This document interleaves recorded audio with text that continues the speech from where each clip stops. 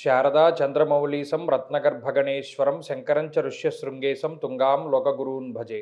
శృంగేరి శారదాపీఠ ఉభయ జగద్గురువుల యొక్క పాదపద్మాలకి నమస్కారం చేసుకుంటూ, జ్యోతిష్ శాస్త్రాన్ని భావితరాల వారికి ప్రసాదించిన ఋషుల యొక్క పాదపద్మాలకి నమస్కారం చేసుకుంటూ, అలాగే నాకు ఈ జ్యోతిష విద్యను నేర్పిన గురువర్యులు జ్యోతిష బ్రహ్మ కీర్తిశేషులు శ్రీ ఈరంకి సూర్యనారాయణమూర్తి గారు, సూర్యశ్రీ దైవజ్ఞ గారి యొక్క పాదపద్మాలకి నమస్కారం చేసుకుంటూ, ఓం శ్రీ మహాగణాధిపతి నమః, శ్రీ గురుభ్యో నమః, హరి ఓం.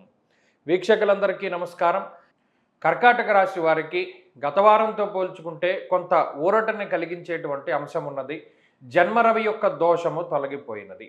అయితే ఈ రాశికి ఏర్పడ్డటువంటి అర్గళము అనగా ద్విద్వాదశ స్థానముల యందు పాపగ్రహ సంపత్తి, రెండవ స్థానమందు రవి, వ్యయమందు కుజుడు, నిష్ఫలం కృషి వాణిజ్య అన్నది. అంటే గోచార పరిస్థితుల్లో ఈ విధంగా గ్రహాలు ఉండడం వల్ల ఎంత కష్టపడి పనిచేసినప్పటికీ దాని తాలూకు ఫలితాలని ఈ రాశి వారు పూర్తి స్థాయిలో అందుకోలేకపోతారు. కాబట్టి ఈ వారంలో కష్టించి పని చేసేటువంటి పరిస్థితులు ఏమైనా ఉంటే అవన్నీ కూడా తగ్గించుకుంటూ ఉండాలి. అంటే హార్డ్ వర్క్ చేయకుండా, లేదా అధికమైనటువంటి శ్రమతో కూడి ఉన్నటువంటి పనులు చేయకుండా, కొంత తక్కువ శ్రమతోటి తెలివితేటలతోటి పనులు చేసుకుంటూ ముందుకు వెళుతూ ఉండడం చెప్పదగినటువంటి సూచన.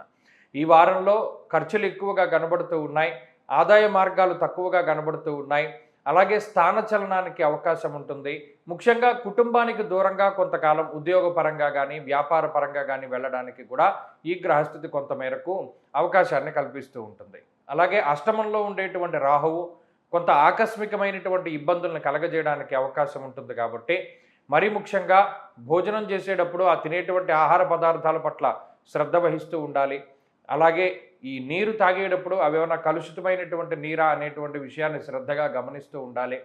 అలాగే ఏది పడితే ఆ విషయాన్ని 10 మందిలోనూ కూడా వ్యక్తపరుస్తూ ఉండడం అనేటువంటిది మంచి విషయం కాదు. మీ గురించి కాకపోయినా ఇతరుల తాలూకు కొన్ని రహస్యమైనటువంటి విషయాలని మీరు బట్టబయలు చేసినటువంటి వారిగా మిగిలిపోవడానికి ఈ వారంలో అవకాశం ఉన్నది. కాబట్టి ఎంత తక్కువ మాట్లాడితే అంత మంచిది. అలాగే మీకు మాత్రమే తెలిసినటువంటి విషయాలు ఏవైతే ఉన్నాయో అవి మరింత లోతుగానే మీరు అట్టే పెట్టుకోవాలి, కానీ బహిర్గతం చేయకూడదు. ఎంత ఇబ్బందులున్నా, ఎన్ని బాధలున్నా, పక్కవారు ఎంత ఇబ్బంది పెట్టినా వారి తాలూకు విషయాలను ఇతరుల దగ్గర ప్రస్తావించకూడదు. మాట పట్టింపులకి ఈ గ్రహస్థితి అవకాశాన్ని కల్పిస్తుంది.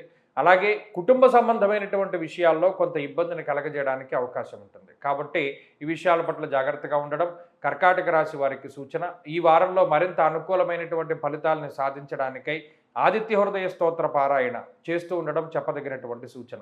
ఈ వారంలో కలిసొచ్చేటువంటి రోజు సోమవారంగా చెప్పవచ్చును. అదృష్ట సంఖ్య 2, అదృష్ట వర్ణము తెలుపు. తదుపరి సింహరాశి.